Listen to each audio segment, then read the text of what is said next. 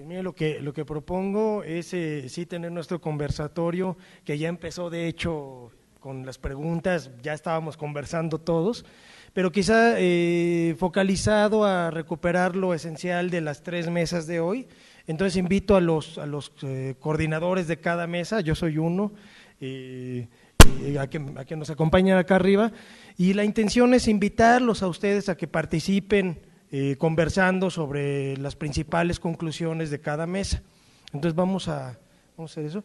Sí, si quieren esto que propone la maestra, si hacemos un poquito más una rueda, va a ser un poco complicado porque somos muchos, o que se acerquen un poco, por lo menos, ¿sí?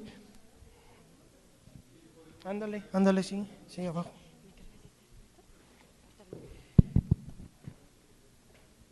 Acá hay otro micro.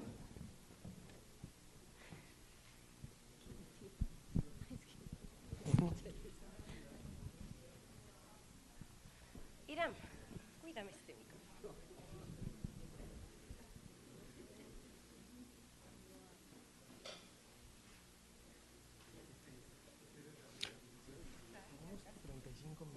Si nos restringimos a eso, nos podemos seguir.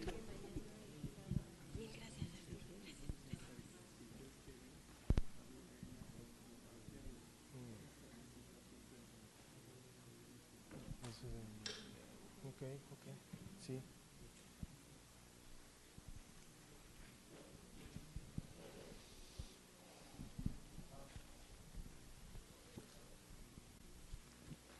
Sí, bueno, entonces miren, como les decía, ya de alguna manera habíamos comenzado este conversatorio, que la intención es esa, integrar y escuchar más voces. Y voy de inmediato porque tenemos 35 minutos, creo que podemos aprovecharlos muy bien. A mí me tocó coordinar la primer mesa, entonces voy de inmediato con algunas conclusiones generales para que ustedes también expongan sus puntos de vista. La primera mesa fue resistencia política en el capitalismo. Conclusiones, quiero decir no conclusiones, sino motivos de familiaridad entre los 3 ponentes que estuvimos en la mañana. Fue, me parece, uno, ¿qué hacemos en las prácticas? Si la perspectiva de este coloquio entero es la incidencia de nuestro conocimiento, la incidencia social del conocimiento, entonces preguntarnos, nos decía Ángel Álvarez, cómo entender la práctica de lo teórico, cómo entender qué hacemos en las aulas con estos temas de resistencia, en fin, pero entendiendo esto como algo que hacemos en la misma aula, es decir, quitarnos un poco del fantasma de el que es maestro también tiene que ser activista y también tiene que ir a marchar, y también, bueno, si lo puede hacer y quiere, qué bueno, ¿no? Pero creo que hay una práctica de lo teórico propiamente universitaria. Esa es la pregunta a que invito que ustedes den ideas. Luego, lo segundo, creo que coincidimos, incluso con las otras mesas, coincidimos en preguntarnos, ¿la revolución es instantánea, es un acontecimiento que divide en 2 el tiempo, que cambia todas las cosas de un momento para otro, o esto es un fetiche, esto es una mistificación de la revolución? Y entonces tendríamos que pensar más bien, en lugar de esta idea fetichizada, reificada de la revolución, en una resistencia que se extiende en el tiempo, no un parteaguas en la historia, sino una resistencia permanente que se extiende en el tiempo. Bueno, la gran pregunta es cómo hacer esa resistencia permanente.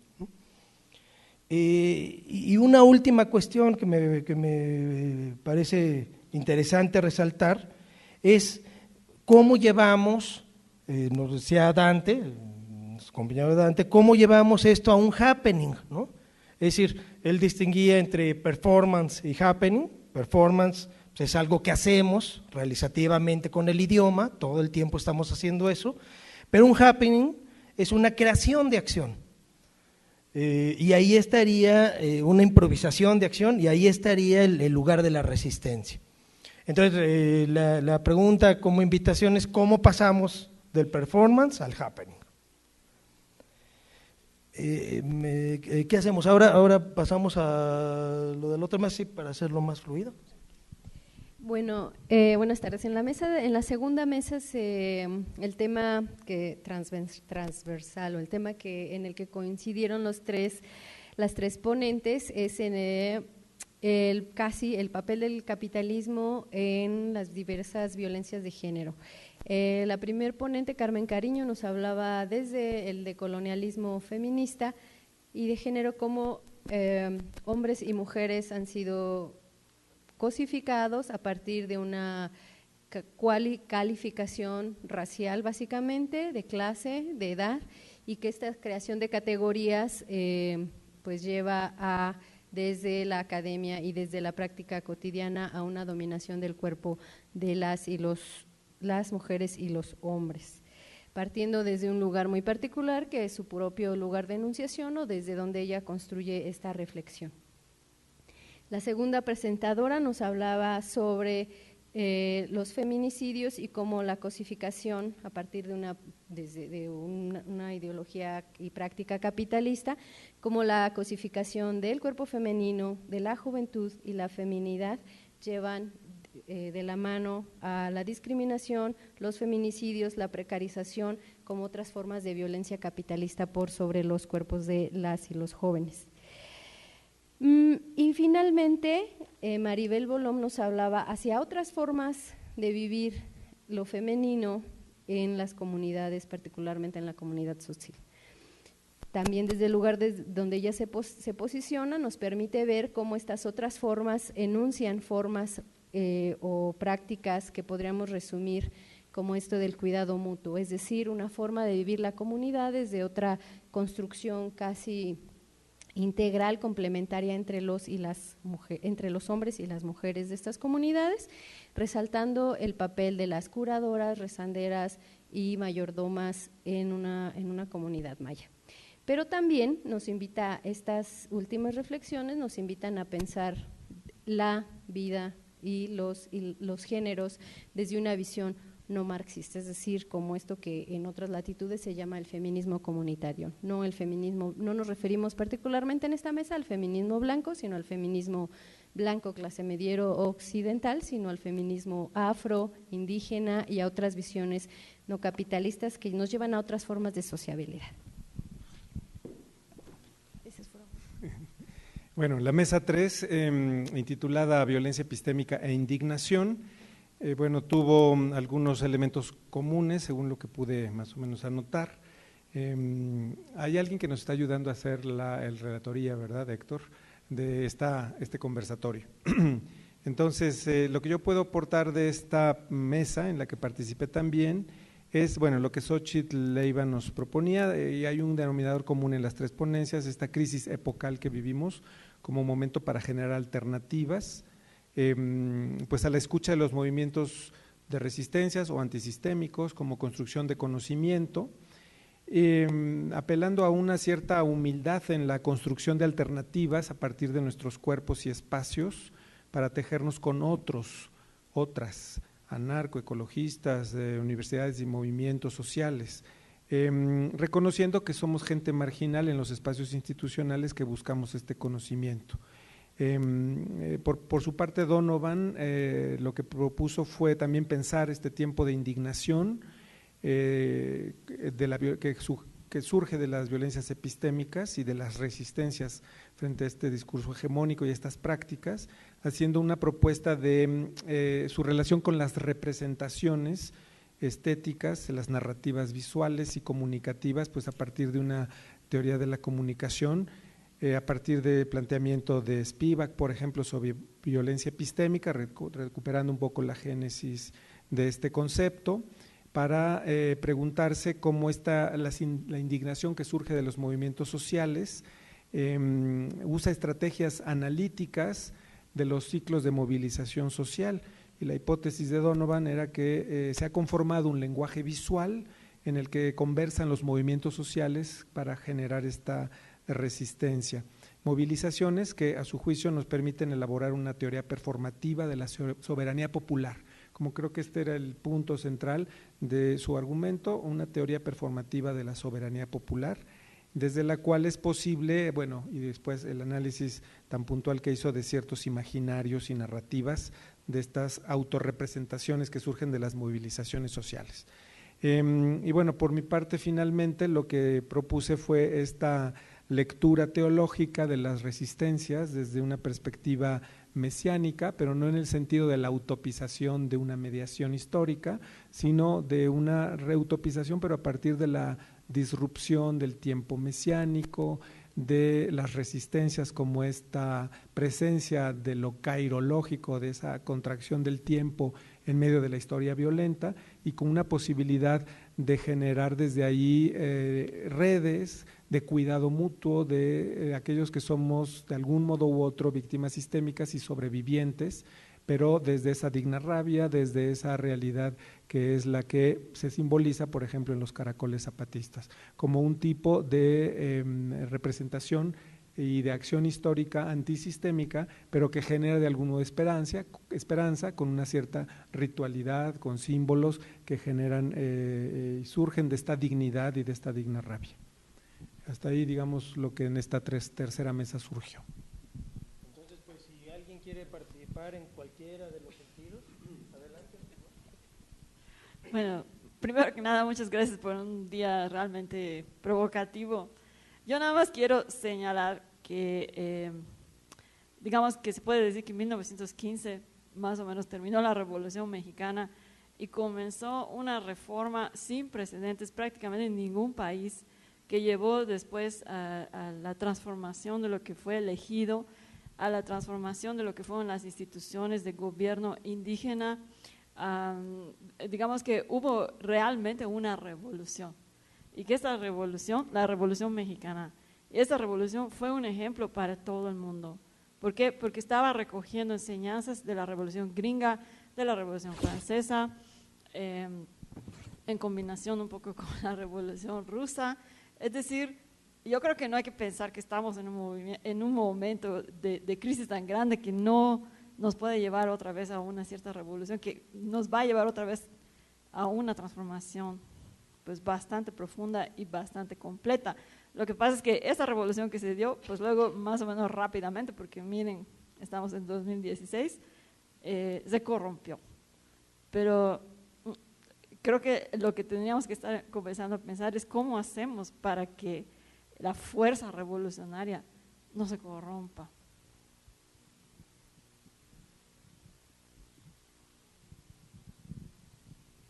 En relación a la primera pregunta, la primeritita que usted hacía de, pues sí, si tenemos tiempo, si algún maestro quiere, pues que vaya a los movimientos, pero el trabajo académico es desde otro lugar.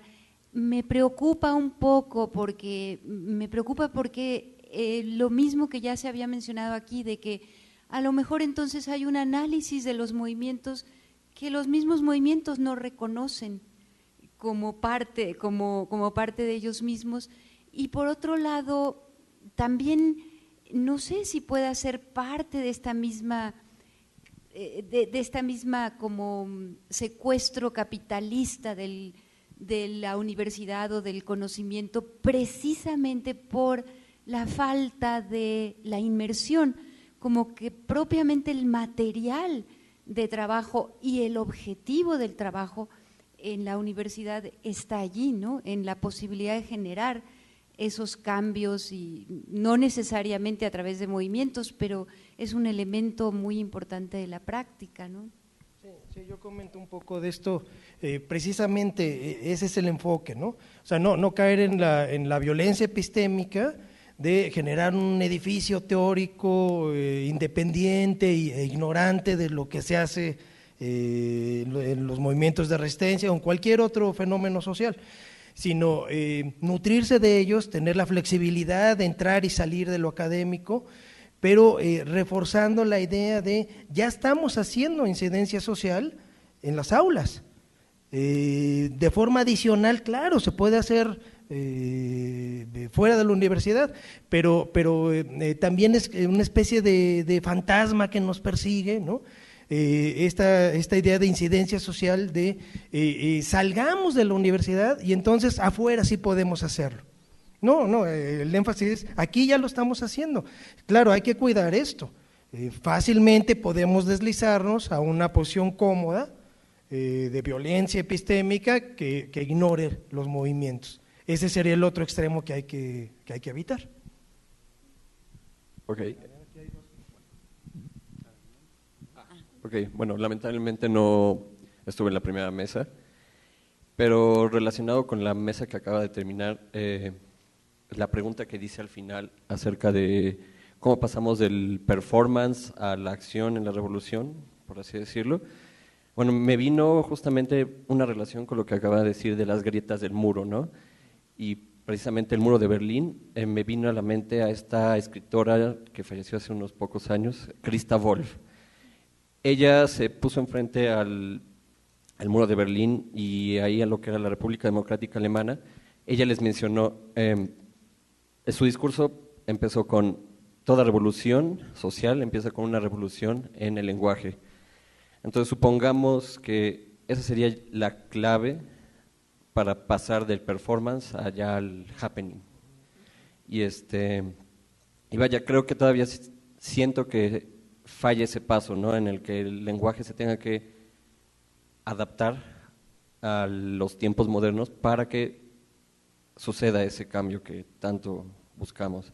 Y bueno, por eso digo, se hablaba en esta mesa, por ejemplo, de la simbología o del signo que decía Donovan, o la simbología por parte de, por ejemplo, la estrella que está en las comunidades zapatistas. Si se hace una combinación tanto del lenguaje como del signo, digo, todo está relacionado, ¿verdad? Digo, ahora en la actualidad ya nos comunicamos por emojis y eso es como una forma ya más en resumen, pero siento que una de esas claves esencialmente, y las que todavía carecemos el poder de hacerlo, es en eso, como decía Christa Wolf, la revolución en el lenguaje. Bueno. Gracias. Bueno, ¿sigo yo? ¿Sí? Pues antes que otra cosa, pues realmente felicitarlos por la organización de este coloquio tan rico, tan intenso. Y bueno, ya pasando rápidamente en lo que se refiere a la mesa 1, para mí fue especialmente generadora de ideas, o me ayudó también como a ordenar cuestionamientos, en específico las intervenciones del doctor Pablo Lazo y del doctor Ángel Álvarez. Siento que por un lado como que el problema puede ser entre evolución y revolución, que parecería que son como que dos alternativas excluyentes. Entonces, desde un planteamiento parecería, por ejemplo, de un comunismo, de la idea de Carlos Marx y todos sus seguidores, hasta Zizek, parecería que lo que se busca es una revolución, y tienen muchos fundamentos, porque el capitalismo ha sido tan violento, ha sido tan cruel y despiadado, excluyendo a diestra y siniestra, marginando, con violencia sutil, etcétera, que parecería que todo lo que tocan lo corrompen, que entonces la única salida es la revolución, es decir, un cambio radical y total, sin admitir conservar nada de lo que suene a capitalismo. Sin embargo, yo me pregunto, ¿puede haber una revolución permanente? Como que no podemos continuar eternamente en un estado revolucionario. Llegaría el momento en que la revolución significaría solamente un nombre de algo que fue, o llegar a este concepto de revolucionario institucional, ¿no? que tanto daño nos ha hecho, esta nostalgia eterna de la revolución. Por otro lado, la evolución significaría algo así como que admitir que el capitalismo no se puede modificar de tajo, entonces hay que hacer todos los días algo pequeñito, con la participación de todos y cada uno, quizá pudiéramos arreglar un poco nuestro entorno y sumando todos los entornos, y entonces parecería como que es ponernos de rodillas ante el capitalismo y admitir que no se puede hacer nada más que cambios sutiles, cambios pequeños, y que aspiramos a que algún día la suma de todos estos cambios logre algo mejor, y para unos esto es un optimismo sustentado en una derrota. Entonces, no sé, como que hay un conflicto allí que no me deja a mí tomar un partido entre una evolución y una revolución. Y luego, por otro lado, concretamente lo que hablaba Ángel Álvarez, y con la figura esta del Batman, no sé, yo no me siento muy entusiasmada con estos cambios, ya sea de evolución o de revolución, que puedan ser guiados por un héroe o guiados por una figura mesiánica o llamémosle como sea, un caudillo, porque siento que la idea esta de esta guía casi mística, como concentrada en un Batman, en un Mesías, en un caudillo, en un héroe, termina por no reconocer el valor de las capacidades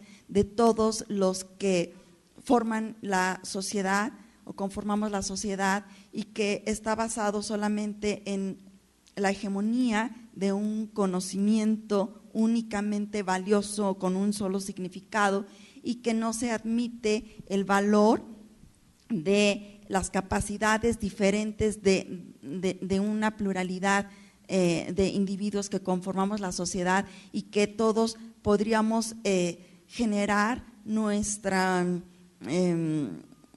pues no sé, autogestionar nuestra propia revolución o nuestro propio cambio en una suma horizontal y no vertical, ¿no? Entonces, no sé, esos son algo de los cuestionamientos que me quedan, y el valor del que habló Pablo, de los símbolos, ¿cuál era la palabra? Del imaginario simbólico, ¿no? De la fuerza de los imaginarios simbólicos que tenemos que resignificar continuamente y que tenemos que compartir significados, ¿no?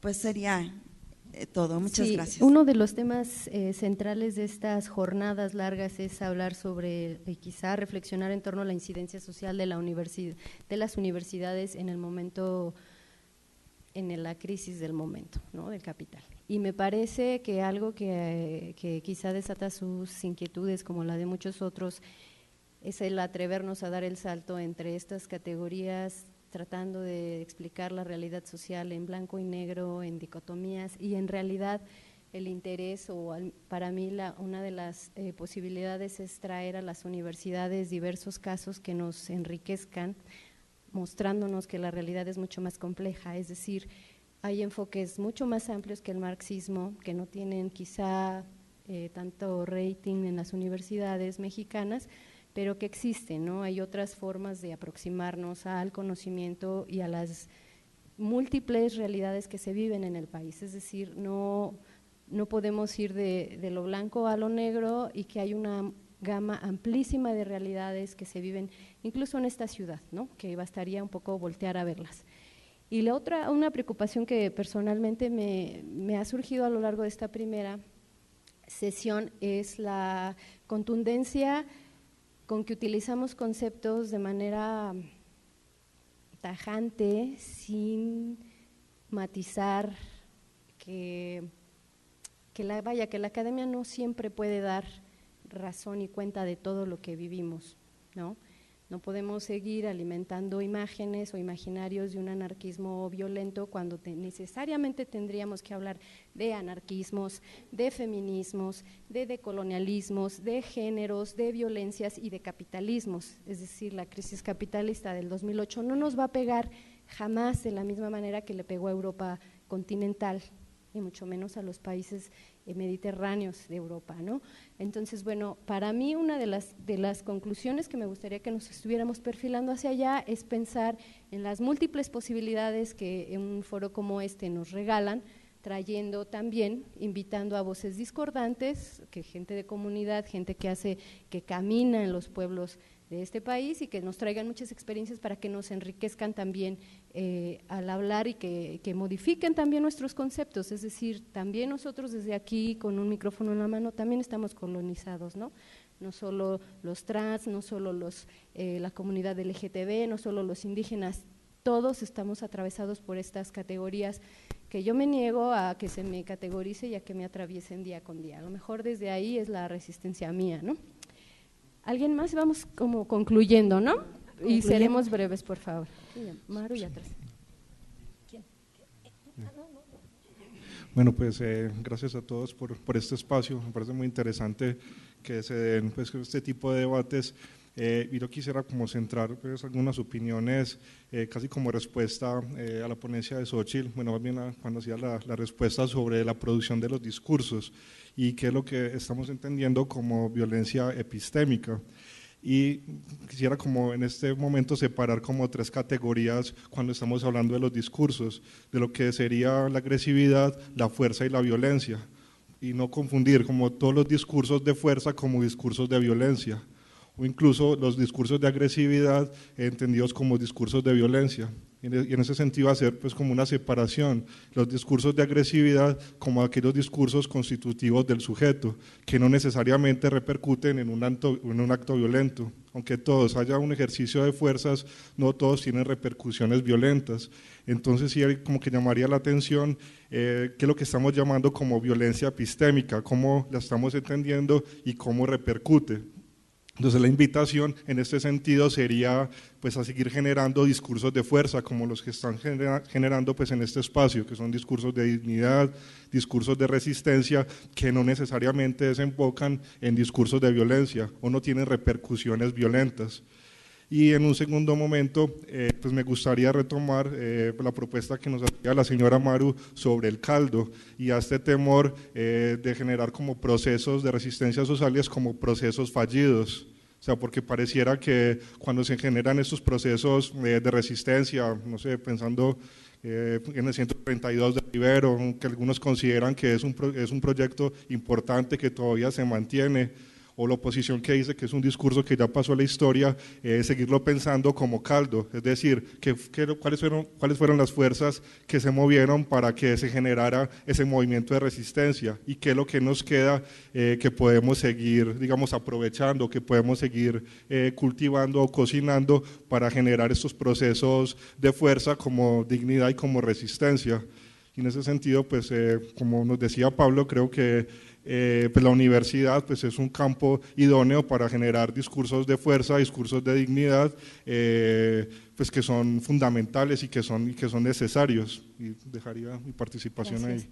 Maru, cerramos con la participación de Maru, estamos próximos hacia el final y en realidad la invitación sería que nos sigan acompañando, bueno, Maru, Xóchitl, y sigamos pensando en estas cosas en los días siguientes, ¿sí? A ver, a mí es que estoy oyendo aquí a los compañeros, sí, seré breve, ya termine, no. Aquí el compañero nos habla de la transformación del lenguaje. Efectivamente, esta universidad es un lenguaje en un espacio particularmente violento. Que no olvidarlo, no es para reactivar nuestros sentimientos de culpa, que de por sí los tenemos, pero sí el análisis y que ahí están los desafíos. Estamos exactamente en el corazón de los desafíos. Hay el tema de estilos de vida que tienen que ver con instituciones de largo aliento, con emociones, con segundas naturalezas muy difíciles de cambiar y tenemos que ser conscientes que nuestro estilo de vida está depredando la naturaleza y destruyendo poblaciones. Esa es una realidad. Bueno, eso nada más por lo de los lenguajes. Esto es un lenguaje. Y lo otro, efectivamente, la única manera de acotar violencia es identificando el conflicto y asumiéndolo. Ahí no sé por qué una tendencia a ver el conflicto como algo malo. La gestión del conflicto es la única manera de detener la violencia, y estoy de acuerdo que hay que distinguir entre violencias y violencias. Bueno, fue comentarios a los comentaristas. Gracias, Maru. Xochitl. Bueno, nada más quería yo agregar ahora que estamos como al final, sentí a flor de piel como que nos movíamos de un debate teórico intraciencias sociales en la primera mesa, luego pasamos colectivamente a un debate que podríamos llamar de las teorías encarnadas, en donde dimos un salto de ir del 1920 de la primera mesa a la herida colonial y a la diferencia colonial. Y luego en la tercera mesa sentí que pasamos a el debate extraciencias sociales, en donde movimientos colectivos y redes nos llevaron, por ejemplo, pensando en el caso Maya, a los 5,000 años que reclaman y que cuentan los compañeros mayas. Y creo que ese fue un movimiento colectivo que hicimos como comunidad epistémica en acción. Gracias. ¿Aquí alguien había? ¿Jesús? ¿Pepe?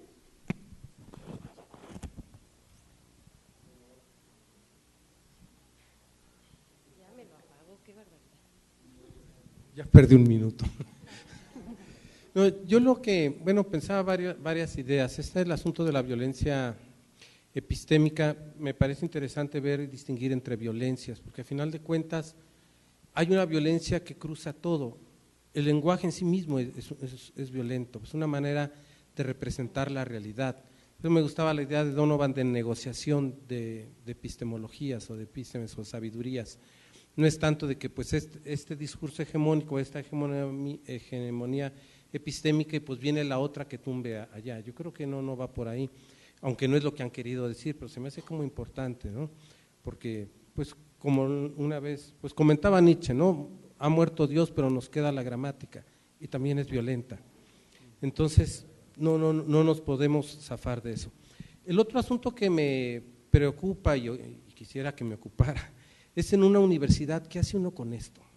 Una universidad que está institucionalizada con un andamiaje estructural para una hegemonía de una manera de conocer, de transmitir un cierto conocimiento. O sea, estoy pensando, esto se nos hace relativamente un poco fluido en las ciencias humanas y sociales, pero si yo soy profesor de cálculo 2 o programación 3, ¿qué me dice esto?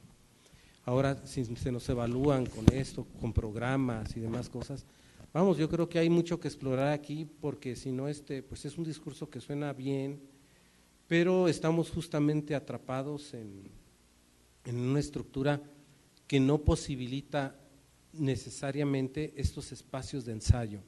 Yo creo que pues eso sí da que pensar, porque pues, no se nos va a evaluar sobre esto y la universidad tiene que situarse en competencia con otras y demás. O sea, creo que habría que pensarle por ahí, porque si no…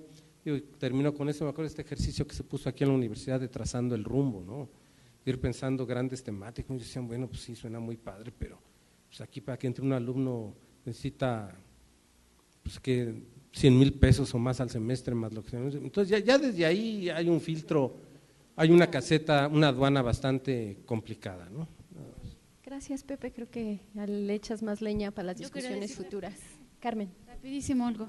Yo creo que esta cuestión de la violencia epistémica a mí me lleva a pensar, además de esta propuesta que ha hecho Spivak, en donde he dicho no es que estemos pensando que el subalterno no puede hablar, ¿no? Sino en realidad darle la vuelta y como se ha cuestionado es qué capacidad se tiene para escuchar, ¿no? Qué tan dispuestos estamos a escuchar. Y yo creo que esa podría ser una de las cuestiones que habría que colocar en términos de pensar también el privilegio epistémico, ¿no? Igual desde esta lógica de la colonialidad del saber, ¿no? Qué conocimientos, qué saberes, qué aportes tienen cierta validez, ¿no? Desde dónde se piensa, cómo se piensa y qué pensamientos están siendo validados por las universidades, ¿no? Creo que tenemos un montón de retos para seguir pensando, repensando y para seguir haciendo ese vínculo, ¿no? De manera que, o sea, a mí también lo que planteabas me preocupa, de decir, bueno, es que solo aquí desde la universidad, pues es otra vez, me quedo con mi privilegio, porque a fin de cuentas la universidad es un lugar de privilegio. Creemos muchos que podemos también encontrar desde ahí un espacio para pensar que no hemos tenido en otros lugares, ¿no? Pero a fin de cuentas es un lugar de privilegio que nos permite hoy sentarnos aquí y decir queremos pensar sobre una realidad cuando millones en este país no pueden hacer esto, ¿no? Entonces, cuando millones de gentes en este país están corriendo por llegar al trabajo, conseguir un trabajo, sobrevivir a la masacre, a la matanza de todos los días, tenemos privilegios. Y entonces no podemos, o sea, a mí también me preocupa pensar en la casa común, no puedo, me cuesta. Esa casa está llena de patio, o sea, hay un patio trasero, hay una sala, hay una cocina, y entonces a partir de nuestros cuerpos racializados, a partir de cómo se ha construido la familia o la gente que habita esa casa, va a vivir ciertas violencias y va a sobrevivir esas violencias y va a poder, o sea, yo todavía tengo muchas cosas enredadas en la cabeza, pero creo que bueno, que estos espacios nos ayudan para sacudirnos, ¿no? Ahora sí, terminamos con Juan, ¿verdad? Te salté, disculpa, Juan. Gracias. Yo solo quería como comentar un poquito también que a veces estamos como condicionados, más bien, tanto académicos, personas desarrollados desde la comunidad o en diferentes situaciones o contextos en que nos criamos, ¿no? Entonces, como que eso nos condiciona, ¿no? Tanto como la teoría, lo que leemos, lo que nos transmite y lo que vemos, ¿no? Nos condiciona, pero no nos determina. Entonces, aquí donde tenemos como un potencial como humanos para crear o reinventar la vida o resignificar nuestra vida, que a veces ya está despreciada, ya está menospreciada, o incluso juzgado muchas veces para abandonar tu cultura, tu lengua. Pero esto desde dónde vienen, ¿no? Han sido luchas de poderes. Tendríamos que entenderlo. Creo que estas luchas de poderes que se creó desde la religión con la ciencia y se fueron así dando un paso hasta que nos damos cuenta ahora que todo, hay muchas cosas, ¿no? Hay mucha intelectualidad, pero también estamos en crisis, ¿no? Parece que lo que nos pone en crisis es la cuestión material, el dinero, la crisis que no va a haber alimento, o no sé, hay muchos que nos cuestionamos y estamos como limitados, ¿no? Tanto el intelectual, tanto como el campesino, los albañiles, nos encontramos limitados a ciertas construcciones, digamos, de construir un sistema de nación, ¿no? Y dejar de estar influenciado desde Alemania, desde Europa, todo lo demás, porque es una copia a la mexicana, pero esa copia a la mexicana ha sido muy racista, ¿no? Y esto ha llevado a nuevas organizaciones, han nacido organizaciones por la indignación, justamente por el efecto de la palabra, y muchas otras cosas que nosotros, tanto como indígenas o como otros, no logramos entender, no nos entendemos, estamos entendiendo tierra por otra cosa, ¿no? Lo que significa para nosotros cultural, y entonces tendremos que comprobar y generamos hipótesis y todo lo demás como científicos, filósofos, cuestionamos, hacemos muchas preguntas y tratamos de explicar el mundo, ¿no? Y entonces nos damos cuenta que entonces el otro es producto empírico, el otro es producto aprobado. Entonces la academia legitima, ¿no? Está legitimando y ese es el uso del poder. Estamos generando nuevamente como un juego. Yo me pongo a pensar, entonces ¿a qué le jugamos? Tanto los que luchamos, los académicos, tanto los religiosos, ¿será que estamos luchando con nuestros propios intereses? ¿O hacia dónde estamos? ¿O estamos mirando a los otros también junto con nosotros para construir conjuntamente una nueva forma de vivir? Pero ¿hasta dónde estamos indignados también para sacar la fuerza y empezar a hacerlo? Porque quizás con los que están en la calle sí nos molesta, nos indigna, pero no lo hemos vivido. No sabemos qué sienten y qué están pensando ellos con ellos. Quizás no entendemos sus palabras, sus lenguajes, y tratamos de hacer como interpretaciones. Entonces, esto es lo que, hay un juego de lenguaje, como dice, pero también hay un juego de pensamiento, cómo estamos racionalizando. Y muchas veces los sujetos lo cosificamos. Y entonces, esto es como un, no sé, hasta es como un dilema de la misma academia, que no ha desarrollado un lenguaje para entender toda la diversidad de ecosistema, de comprensión de diversas culturas, que es muy complejo en sí. Y a veces me hace pensar el nombre mismo de la universidad, ¿no? ¿Qué es universidad, no? Que a mí, así a mi forma de pensar, que es uno, ¿no? Y su diversidad es como, bueno, tendríamos que pensar bajo la misma sintonía, ¿no? Empezamos a generar conocimientos y lo difundimos para que se apropien los demás. Y lo hemos creado, estamos universificando, ¿no? Y esto es a la vez como que no coincide en distintas formas de pensar. O sea, yo puedo hacer un verso y es solo un verso, ¿no? Y entonces hasta el nombre podríamos cuestionarlo y ver qué nombre o cómo empezamos a transformarnos junto con nuestra propia institución. Nada más. Gracias. Cerramos nuestra ronda de participaciones y no sé, Estefano, hilando ideas para mañana, seguimos hablando de resistencias. ¿Gusta cerrar la jornada del día de hoy? Claro que sí, eres nuestro… Yo estaba pensando en todo lo que han dicho, estoy totalmente perdido, pero bueno, creo que ha sido un día muy intenso, muy rico, muy retador. Yo tengo todavía tantas ideas en la cabeza que espero poder dormir.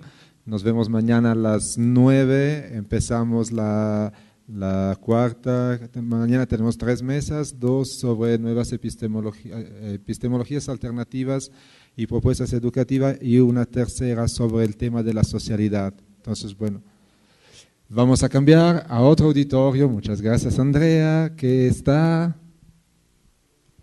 en el edificio S, segundo nivel, San Ignacio de Loyola.